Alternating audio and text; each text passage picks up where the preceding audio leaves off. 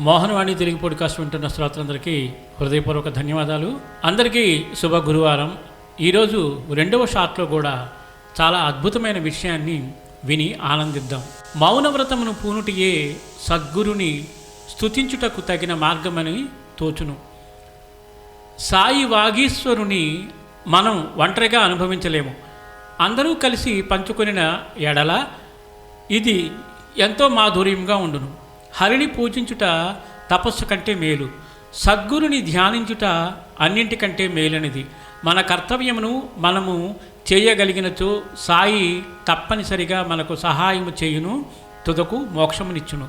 ఎచ్చట మన మనస్సు శాంతించి ఆనందము పొంది ఆకర్షించబడునో అదే మనము విశ్రాంతి పొందవలసిన స్థలము. మన హృదయము స్వచ్ఛముగా ఉన్నంత వరకు ఏమీ దోషము లేదు. మనలో చెడ్డ ఆలోచన లేనప్పుడు ఇతరులకు భయపడవలసిన అవసరం లేదు. మనసు సహజంగా చంచలమైనది, దానిని ఉద్రేకించినట్లు చేయరాదు. ఇంద్రియములు చెలించవచ్చును, శరీరమును స్వాధీనమందు ఉంచుకొనవలెను. ఇంద్రియ విషయముల వెంట మనము పోరాదు, ఆ విషయములను కోరకూడదు. క్రమముగాను నెమ్మదిగాను సాధన చేయటం వలన చంచలత్వమును జయించవచ్చును. ఇంద్రియములకు మనము లోబడకూడదు, అవి హానికరమైనవి.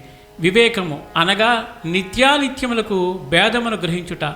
సారథిగా మనస్సును స్వాధీనమందు ఉంచుకొనవలను. అటువంటి సారథితో విష్ణు పదమును చేరగలము, అదే మన గమ్యస్థానం. అద్భుతమైన విషయాన్ని ఈ శుభ గురువారం రోజున చాలామందికి షేర్ చేసి ఆ సాయినాథుని యొక్క ఆశీస్సులు పొందుదాం. సర్వే జనా సుఖినో భవంతు, లోకా సమస్త సుఖినో భవంతు. ధన్యవాదాలు. స్వస్తి.